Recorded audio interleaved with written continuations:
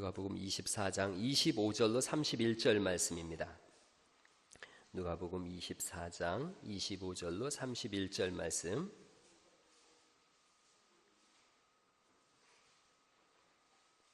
누가복음 24장 25절로 31절 말씀. 저하고 천천히 같이 한번 읽어보실까요? 시작.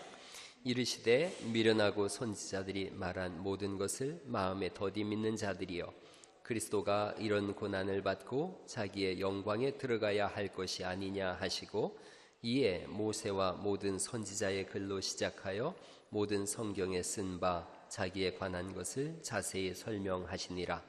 그들이 가는 마을에 가까이 가매 예수는 더 가려 하는 것 같이 하시니, 그들이 강권하여 이르되 우리와 함께 유하사이다. 때가 저물어 가고 날이 이미 기울었나이다 하니, 이에 그들과 함께 유하로 들어가시니라. 그들이 함께 음식 잡수실 때에 떡을 가지사 축사하시고 떼어 그들에게 주시니, 그들의 눈이 밝아져 그인 줄 알아보더니 예수는 그들에게 보이지 아니하시는지라. 아멘. 아멘.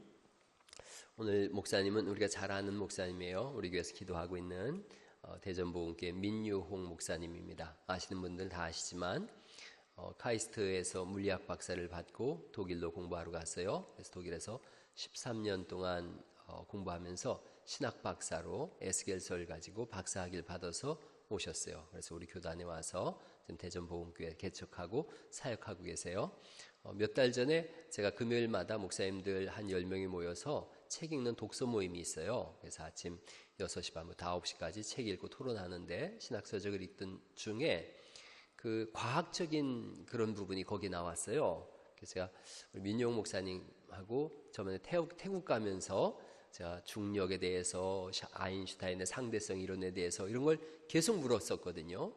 그래서 그걸 듣고선 얘기를 좀 해줬더니 그분들이 너 말고 원전을 데리고 와라. 그래서 제가 민용 목사님 소개해서 그 모임에 와서 2시간 동안 우리한테 아인슈타인의 상대성 이론을 설명을 했는데, 목사들은 전부 과학의 문맹인데 전부 알아들은 거예요. 그러니까 알아들은 우리가 용한 거죠. 설명을 너무 잘해준 거예요. 그래서 거기 기쁨의 교회 목사님이 1년에 2차례 성경 학당 같은 그런 세미나를 여세요. 그래서 제가 10월 달에 거기 소개를 해줬어요. 그래서 10월에 이제 거기 가서 강의를 하시는데, 내일 우리 목회뱅크에서 목사님한테 에스겔서를 강의해달라 그랬어요. 그래서 내일 오시는 김에 조금 일찍 오셔서, 어차피 아침부터 하니까 우리 교회에서 하룻밤 주무시되 오후 예배 말씀을 전해주세요 라고 부탁을 드렸습니다. 그래서 엊그제 사경회를 끝나면서 은혜를 많이 받았기 때문에 오늘 또 한번 그런 하나님 주시는 은혜가 있겠다 싶은 생각도 있고, 그래서 우리 민유홍 목사님 통해서 내 눈을 열어주소서라는 제목으로 우리 하나님 말씀 드릴 텐데요. 크게 박수로 한번 좀 청하면 좋겠습니다.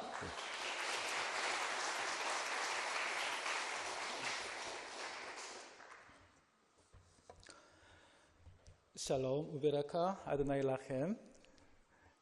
히브리 말로 여러분에게 주님의 평강과 축복이 함께 하시길 빕니다 라는 아름다운 인사입니다. 나른한 주일 오후에 온갖 유혹이 있음에도 불구하고 이 자리에 오신 여러분 주님의 이름으로 축복하고 환영합니다. 제가 이 교회에 올 때마다 참 부러웠던 것이 이제 아름다운 찬양이었거든요. 우리 교회에 좀 있었으면 좋겠다. 그런데 오늘 오니까 또 앞에 들어오다 보니까 여러분들이 로마서를 필사하신다고 하시네요. 그래서 그거 이제 쫙 이렇게 늘어서 있는 거예요. 그거 보니까 정말 거룩한 질투가 막 샘솟으려고 합니다. 저희 교회는 언제 이렇게 찬양과 말씀이 흥황할까? 근데 성경에서 처음 된 자가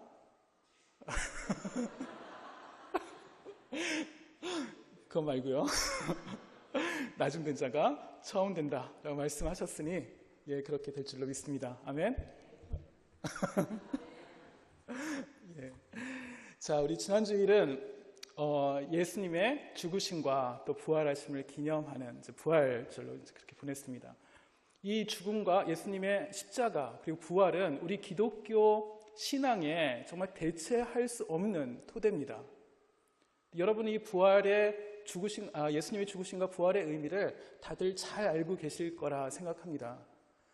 그런데 세상 사람들은 이 하나님의 그 거룩하심, 그리고 우리 인간의 그 죄의 깊이를 모르는 세상 사람들은, 그 사람들의 눈에는 이 예수님의 죽으심 그리고 부활이 너무나 이상하고 또 이해 안 되고 미련한 그런 것에 불과해요. 그렇지만 이 부활, 예수님의 죽으심 부활, 이것이 없다면 우리 기독교 신앙도 그리고 교회도 없다. 그만큼 이제 중요한 것이 바로 이제 십자가와 부활입니다. 십자가라는 것은 바로 우리의 모든 죄가 용서되는 곳, 그리고 우리가 죽음으로부터 완전히 자유롭게 된 곳, 거룩하신 하나님과 다시 화목하고 교제와 사귐을 나누는 장소, 거기가 바로 이제 십자가입니다. 이 십자가가 없으면은 영원한 생명에 이를 수가 없어요. 부활도 이제 없는 것이죠. 부활은 바로 이제 하나님이 우리 생명의 원천이시라는 것, 그리고 지금 이 세상을 지배하고 있는 그 죽음이라는 이 거대한 이 악이 결정적으로 패배했다라는 것을 보여주는 것이 바로 이제 예수 그리스도의 부활입니다. 만약 이제 이 부활이 없다면은 요한복음 3장 16절에 하나님이 우리에게 약속하신 그 위대한 약속, 하나님이 세상을 이처럼 사랑하사 독생자를 주셨으니 이는 그를 믿는 자마다 멸망치 않고 영생을 얻게 하려 하심이라. 그 영원한 생명에 대한 약속이 완전히 이제 허탄한 말이 되어버리고 맙니다. 그렇기 때문에 이제 이 십자가 부활은 정말 우리가 굳게 잡아야 될 그런 기독교의 가장 기본적인 진리입니다. 이것이 없다면, 이 둘 중에 하나라도 빠진다면 그건 올바른 기독교 신앙이 아닙니다. 그런데 만약 여러분이 이 십자가와 부활을 믿고 있다고 하더라도 그것이 여러분 신앙의 중심이 되지 않는다면, 여러분의 신앙이 아무리 경건하고 또 어떤 열심을 갖고 있다고 하더라도 이제 그 신앙은 빈 껍데기 신앙, 그리고 이제 모래 위에 세워진 그런 아주 이제 연약한 신앙에 이제 불과합니다. 그런데 여러분에게 이제 한 가지 이제 주의를 드려야 될 것이 한 가지 있는데요. 뭐냐면 이 부활이라는 개념에 대해서 세상 사람들은 이제 성경과 다르게 해석하는 그런 개념들이 많이 있습니다.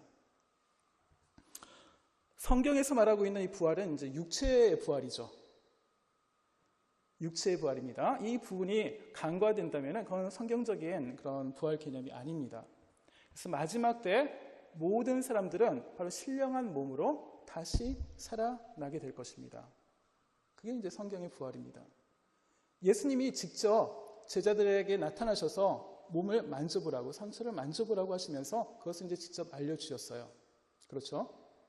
그런데 이런 부활 개념에서 벗어나는 이제 여러 가지 그런 다른 개념들이 있어요. 이미 바울 때에도 부활은 지나갔다, 더 이상 부활은 없다라고 이제 주장하는 사람들이 있었다는 것을 바울은 이제 성경 기록으로 우리에게 이제 알려주고 있어요. 그리고 초대 교회 때 아주 유명한 신학자 중에 오리게네스라는 사람이 있습니다. 이 오리게네스는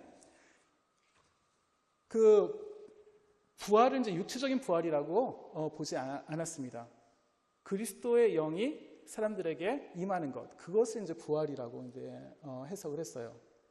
그렇다면은 우리 그리스도의 영, 성령을 받은 우리는 이미 이제 부활했다는 얘기잖아요. 더 이상 이제 부활이 없고 이미 부활했다는 그런 얘기가 됩니다. 자, 이제 그렇게 해석을 하기도 했고요. 그리고 또 많은 사람들은 부활이라는 것이 이제 육체의 부활이 아니고 죽은 후에 다른 사람이 나를 계속 기억하고 기념하는 것, 이것을 부활이다. 이제 또 많은 사람들이 그렇게 주장을 합니다.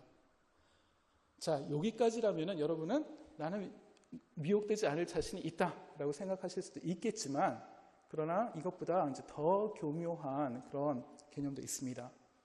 제가 얼마 전에 진보적인 그 신학자들이 쓴 성경 묵상집을 읽어본 적이 있었어요. 근데 올해가 그 3.1 운동 100주년 되는 해고요. 그리고 임시정부 수립 100주년이 되는 그런 해입니다. 그래서 이제 그 사람들은 그 3.1 운동을 통해서 다시 되살아나는 민족 정신이 되살아나는 것, 이것을 이제 부활이라고 해석을 하고 있더라고요. 아멘. 예, 이제 맞습니다. 그 3일 운동 정신이라는 것은 그 일제의 억압과 속박으로부터 자유롭게 되는 그런 열망을 담고 있기 때문에 어떤 의미에서는 그것이 이제 부활 사건이라고 할 수가 있어요. 예, 부활 사건이 죽음에서 생명으로 가는 것, 속박에서 자유롭게 되는 것. 그리고 부활 사건이라는 종말적인 사건은 또 오늘날 현재에도 적용이 될 수 있기 때문에 예, 어떤 면에서는 3.1운동이 하나의 민족 정신이 되살아나는 것을 부활이다라고 이야기하는 것도 가능합니다. 그런데 문제는 이 신학자들이 육체의 부활에 대해서는 전혀 이야기를 하고 있지 않다는 거예요. 예, 이제 이 사람들은 어떤 사회적, 정치적, 경제적인 속박으로부터 자유롭게 되는 것. 자, 이것을 이제 부활로 해석하는 경향을 가지고 있습니다. 근데 육체적인 부활, 이것이 빠진 이와 같은 해석들은 성경적인 부활 개념이 아닙니다. 이런 개념이 이제 호소력을 갖고 있는 사람들 크게 이제 두 부류가 있는데요. 첫 번째 부류는 성경에 나오는 어떤 이적이라든가 기적을 믿지 않는 이성적이고 합리적인 그런 신앙을 갖고 있는 사람들이에요. 기적을 믿지 않는, 그리고 따라서 영생도 믿지 않는. 두 번째 부류의 사람들은 성경을 지나치게 신비적이고 또 영적으로 해석하는 그런 사람들입니다. 자, 이런 사람들에게는 육체적으로 부활한다라는 것이 이제 의미가 없어요. 그렇기 때문에 그걸 믿지 않는 거죠. 자, 이런 개념들은, 이 부활 개념들은 근데 성경적인 개념이 아닙니다. 그래서 여러분이 말씀 위에 분명히 서지 않는다면은 어느 순간에 이런 합리적이고 또 이제 신비적인 해석, 부활 개념이 여러분의 마음을 사로잡을 수가 있어요. 그래서 거기에 이제 마음을 뺏길 수가 있습니다. 그래서 이제 말씀 위에 서는 것이 아주 중요합니다. 그래서 여러분의 이 믿음이 흔들리지 않기를 주님의 이름으로 축원합니다. 자, 예수 그리스도의 이 죽음과 부활이라는 것, 이것은 인간의 상식을 뒤집어 엎는 그런 사건이었습니다. 또한 제자들이 가지고 있었던 모든 기대, 소망들을 엎어버리고, 그리고 그들이 갖고 있었던 전통적인 그런 신앙, 그것과 완전히 대치가 되는 사건, 이 바로 예수 그리스도의 이제 죽음과 부활이었어요. 이미 이전에도 예수께서는 몇 차례 제자들에게 이런 일이 있을 것이다 라고 말씀을 해주셨어요. 그런데 막상 예수 그리스도의 죽음과 부활 사건이 닥치자 제자들은 정말 당황해서 어쩔 줄 몰라 합니다. 만일 제자들이 예수 그리스도의 죽음과 부활의 의미를 알지 못했더라면 이 세상을 향한 하나님의 그 구속사, 구원의 그 여정, 구원의 계획, 그것은 결코 이루어질 수 없었을 것입니다. 이것은 오늘날 우리에게도 똑같아요. 우리는 성경책을 통해서 예수 그리스도의 죽음과 부활에 대해서 만나게 됩니다. 그러나 우리가 그 의미를 모른다면은, 그것이 우리 신앙의 중심이 아니라면은, 우리는 또 예수 그리스도의 그 구속사 안에 들어갈 수가 없게 되는 것이겠죠. 자, 그렇기 때문에 이 예수 그리스도의 죽음과 부활, 그 의미를 아는 것이 이제 정말 중요합니다.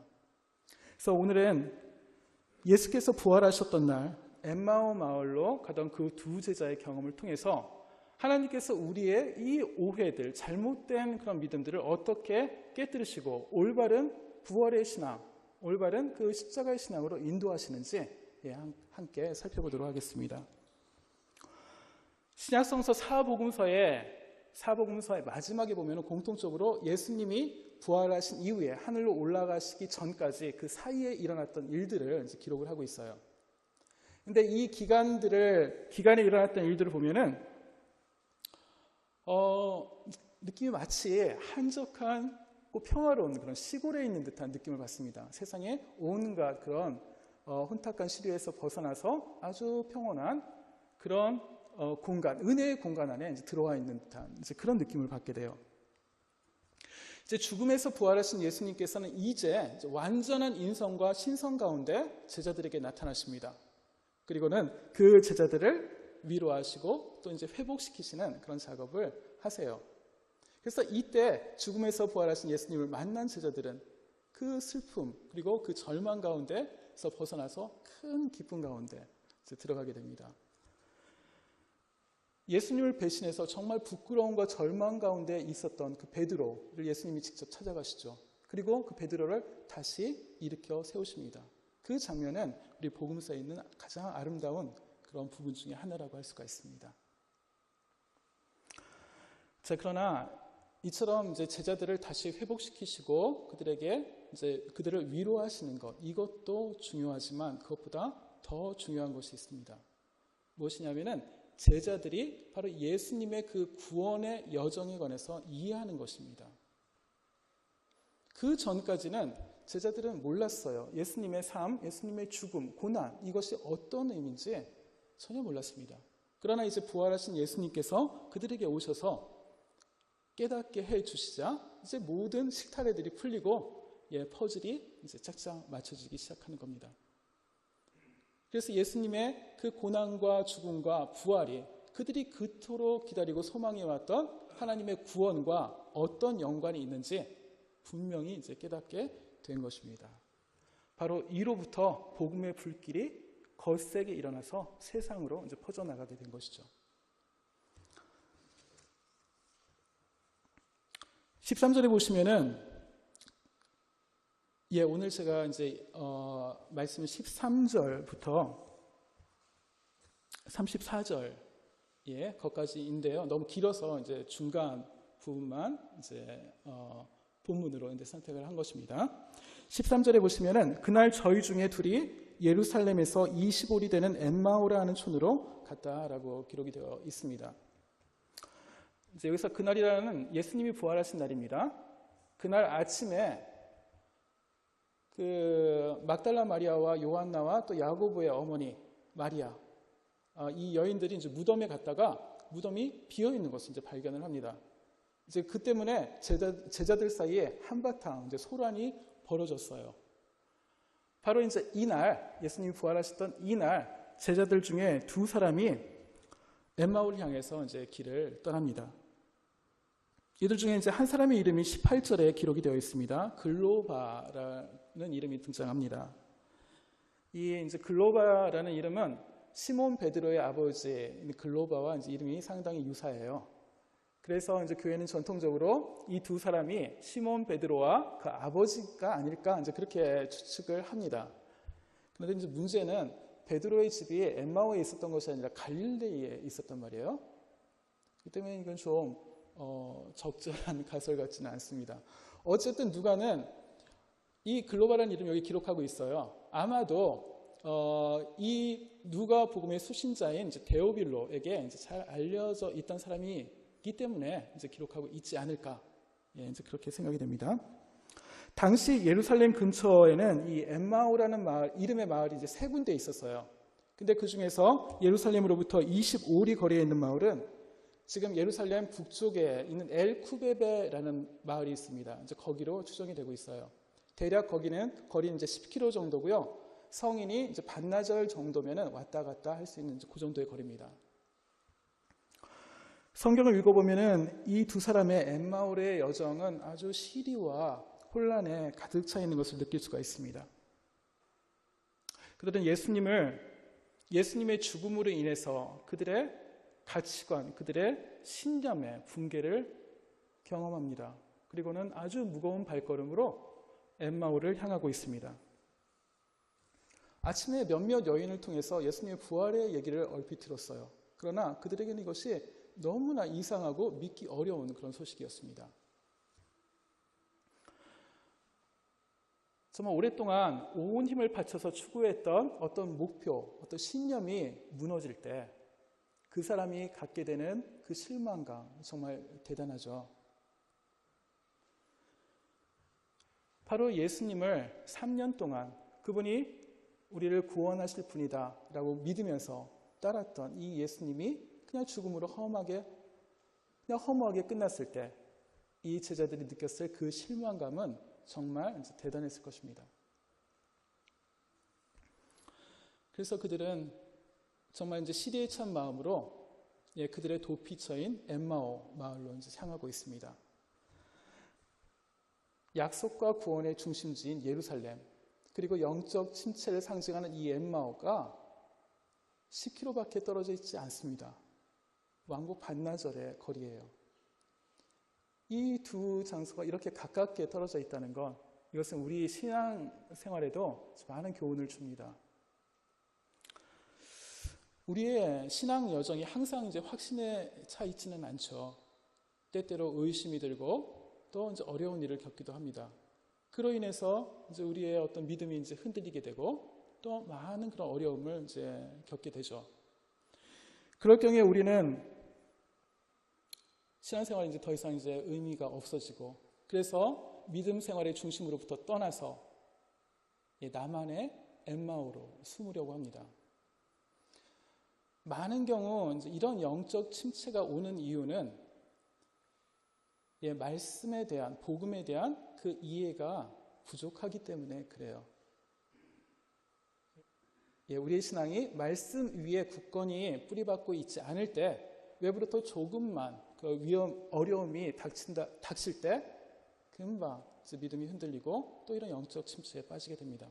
그것을 오늘 우리 엠마오로 가는 두 제자의 모습에서 분명하게 볼 수가 있습니다. 15절을 보십시오. 두 제자가 엠마오 마을로 향하고 있을 때 갑자기 누군가가 나타나서 그들과 함께 이제 동행을 하는 겁니다. 부활하신 예수님이셨어요. 그런데 이상하게도 제자들은 그 예수님을 알아보지 못합니다. 복음서에 기록되어 있는 이 시기의 일화들을 한번 보면은 재미있는 공통점이 있어요. 뭐냐면 부활하신 예수님이 제자들에게 나타났을 때 제자들이 예수님을 알아보지 못했다는 거예요. 마리아는 예수님을 처음 봤을 때 예수님을 동산지기인 줄 알았습니다. 그리고 도마도 예수님을 봤을 때 믿지 않고 예수님의 그 상처를 만져본 후에야 주인 줄 알았습니다. 그리고 마태복음의 기록에 의하면 제자들이 갈릴리에 가서 예수님을 뵀을 때 그때 그 제자들 가운데 의심하는 자도 있었다. 이렇게 이제 기록을 하고 있습니다. 재미있어요. 왜 제자들은 부활하셔서 나타나신 예수님을 알아보지 못했을까?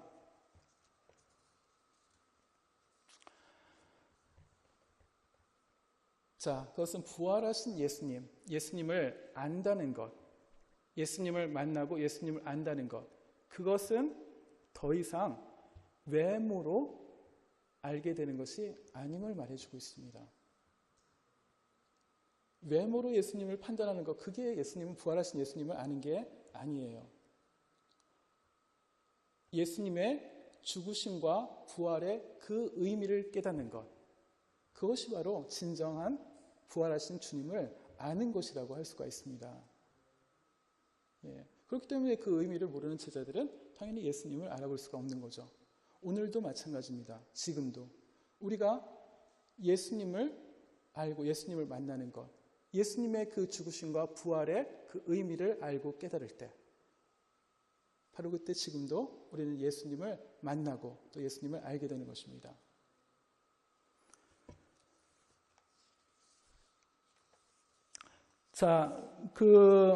예수님은 제자들에게 그들이 무슨 이야기를 하고 있는지 이제 물으셨어요. 그러자 이제 제자들이 답변합니다. 나사렛 예수님에 관한 일인데 그분은 하나님과 백성 앞에서 행동과 말씀에 능력이 있는 예언자이셨습니다. 그런데 대제사장들과 우리 지도자들이 그분을 십자가에 못 박았습니다. 우리는 이스라엘을 구원할 분이 바로 그분이라고 기대했습니다.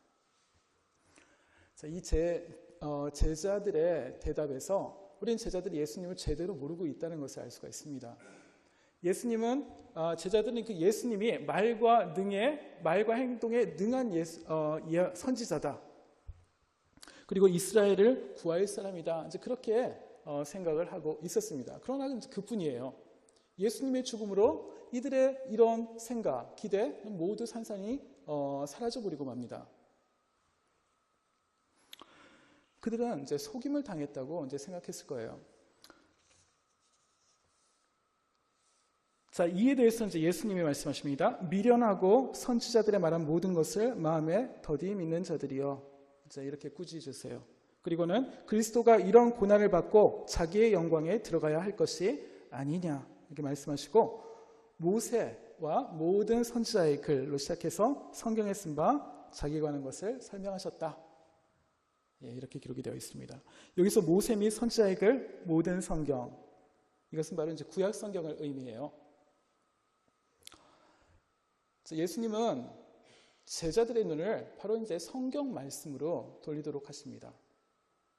여기서는 특별히 이제 구약 성경입니다. 당시에 아직 이제 신약 성경이 없었기 때문에 그렇습니다. 성경은 이 세상을 향한 하나님의 그 구원의 은혜를 이제 기록해 놓은 책이에요. 그렇죠? 그래서 이 성경을 바탕으로 예수 그리스도의 삶, 고난, 죽음을 바라봐야지 하나님이 태초에 약속하신 그 약속이 예수 그리스도에게서 어떻게 성취가 되었는가 그것을 이제 이해할 수가 있습니다.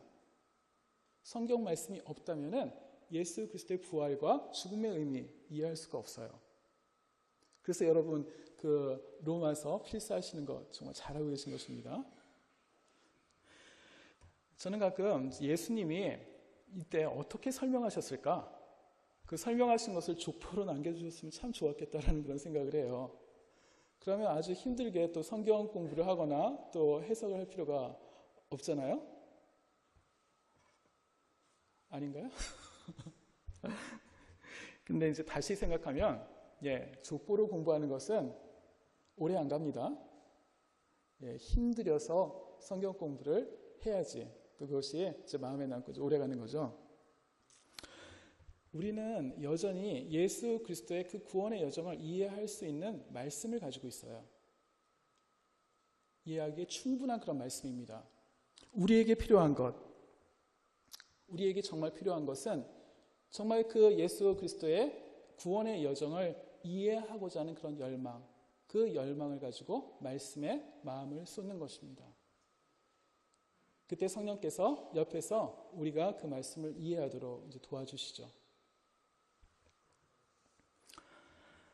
예수 그리스도의 이런 설명에도 불구하고 제자들은 여전히 예수님을 알아보지 못하고 있습니다. 그런데 32절에 보시면은 그들이 말씀을 들을 때 마음이 뜨거워졌다. 이렇게 기록이 되어 있습니다.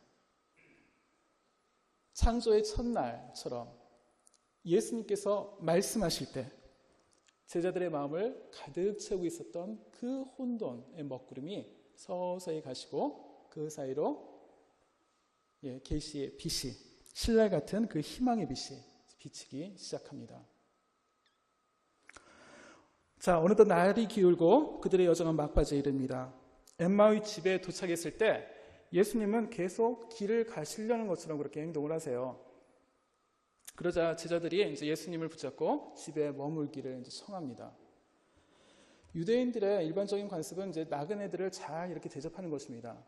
그런데 이제 그것이 이제 기꺼운 마음으로 한 것 같지는 않아요. 유대인의 속담, 이스라엘의 속담 중에 이런 게 있습니다. 나그네는 다른 나그네를 미워하고 주인은 모든 나그네를 미워한다. 자, 예나 지금이나 손님을 대접하는 것은 별로 달가운 일은 아닌 것 같습니다.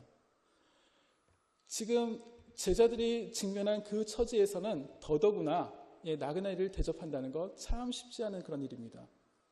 제자들은 그냥 문을 걸어 잠그고 빗장을 내리고 자기 집에 그냥 들어가서 깊은 침체 가운데 들어갈 수도 있었을 거예요.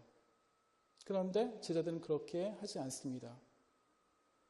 길을 걸어오는 동안 예수 그리스도의 죽음에 관해서 놀라운 해석을 전해준 이 나그네를 집으로 초대하기를 원합니다. 그래서 용기를 내서 그에게 이제 부탁을 한 겁니다.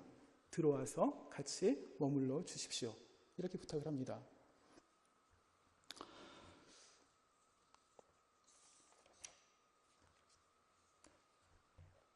예수님은 언제나 우리가 이런 부탁을 하기를 원하고 계세요. 예수님께 볼지어다 내가 문 밖에 서서 두드리노니 누구든지 내 음성을 듣고 문을 열면 내가 그에게로 들어가 그로 더불어 먹고 그는 나로 더불어 먹으리라. 예수님은 이제 우리가 원하지 않거나 요청하지 않는다면은 우리 마음속으로 또 우리 삶 속으로 그냥 들어오시지 않습니다. 왜냐하면 예수님은 우리를 인격적으로 대하시는 그런 사랑의 하나님이시기 때문에 그래요. 하지만 언제나 우리 곁에 우리와 함께 동행하시면서 우리의 마음에 문을 두드리고 계세요. 그래서 우리가 정말 이 예수님이 두드리시는 이 소리를 듣고 문을 열고 우리 안에 들어오기를 요청한다면 그때 예수님께서는 우리 마음에 들어오셔서 우리의 침체된 삶을 다시금 회복시켜 주실 것입니다. 30절부터 저녁 식사 시간의 모습을 보여주고 있습니다. 참 이제 놀라운 모습이에요. 저녁 식사, 이스라엘 유대인 가정에서 저녁 식사라는 것은 가장 중요한 시간입니다. 그 저녁 식사의 가장 윗자리는 그 집안의 가장이 앉아서 그 식사를 이제 인도를 합니다. 그런데 여기서 제자들은 가장이 해야 될 그 일을 예수님께 이렇게 넘겨주고 있어요. 그래서 예수님께서는 한 지방의 식탁에서 가장 중요한 그 윗자리에 앉아서 바로 이제 저녁을 인도하고 계세요. 이것은 그동안 제자들이 얼마나 예수님을 존경하게 되었는가, 누군지도 모르지만 그분을, 그 나그네를 존경하게 되었는가, 그것을 보여주고 있습니다. 식사의 첫 순서로서 예수님은 이제 떡을 가지고 축사하시고 그것을 떼어서 이제 가족들에게 이제 이렇게 나눠주십니다. 바로 이 순간, 제자들의 눈이 열리고 예수님을 알아보게 되었습니다. 예수님이 축사하시고 이렇게 자르신 이 떡은 마지막 6월절 만찬 때 예수님이 떼셨던 그 떡과 동일합니다. 6월절 만찬 때 예수님이 떼신 떡, 그것은 우리를 위해서 내어주신 예수 그리스도의 몸을 상징하죠.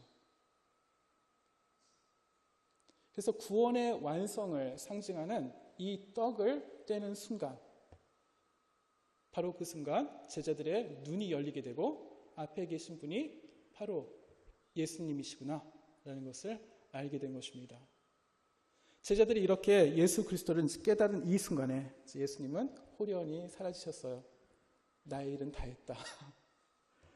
그리고 제자들은 이제 즉시 그 자리에서 일어나서 다시 예루살렘으로 향합니다. 이 놀라운 소식을 가지고 예루살렘으로 달려가는 그들의 발걸음이 얼마나 가벼울까?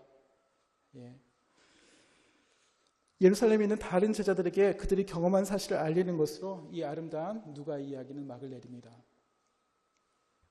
오늘 이야기의 중요한 핵심은 믿음의 상실로 괴로워하고 깊은 시름에 빠져있던 이 제자들을 찾아가셔서 그들을 회복시켜 주시고, 그리고 그들의 눈을 열어서 예수 그리스도의 이 구원의 여정, 이것을 올바로 깨닫도록 해주신 바로 예수 그리스도의 사역입니다. 예수님은 그분의 제자들, 사랑하는 제자들을 찾아가셨고 그들과 동행하셨고 함께 하셨고 그들을 치유하셨습니다. 이런 예수님의 사역은 그때만 있었던 이례적인 사건이 아닙니다. 오늘 우리에게도 지금 계속해서 일어나고 있는 그런 사건입니다. 볼지어다 내가 세상 끝날까지 너희와 함께 있으리라. 이렇게 약속하신 것처럼 지금도 성령으로 우리와 함께 동행하시며 우리를 가르치시고 또 인도하고 계십니다.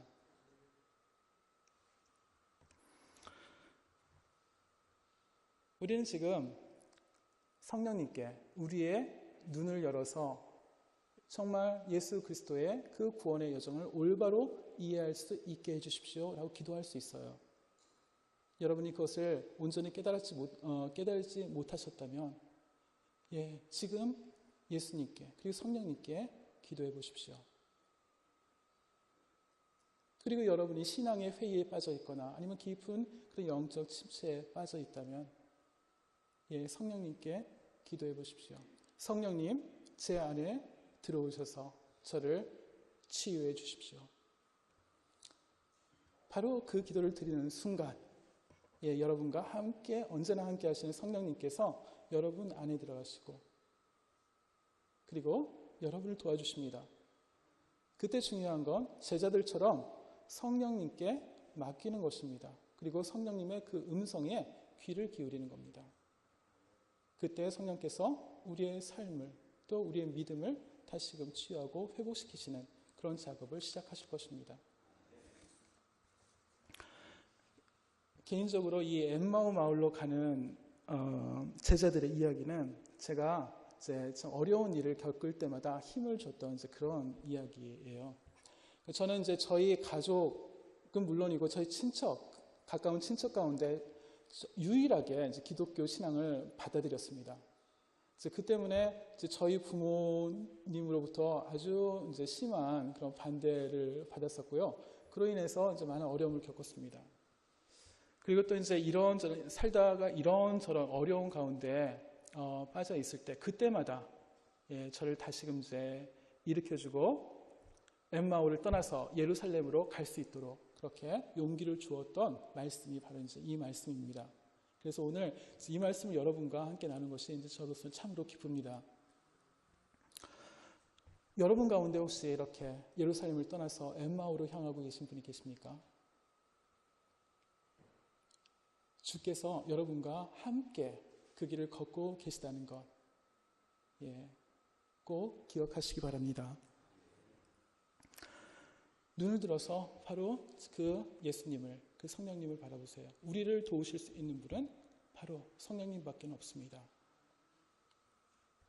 2000년 전에 이 로마의 정말 보잘것없는 식민도시, 이 변두리에서 시작돼서 이 온 세상을 덮었던, 온 세상을 뒤덮은 이 기독교, 이것은 바로 이런 예수의 구원의 여정에 관한 제자들의 그 깨달음으로부터 비롯되었습니다. 예수님은 살아나셨다. 이 환희에 찬 이 선포가 초기 그리스도인들의 선포 내용이었습니다. 그리고 그들이 가지고 있던 그 믿음, 그 신앙의 가장 핵심적인 그런 진리였습니다. 여러분 마음속에 지금 예수님이 살아계십니까?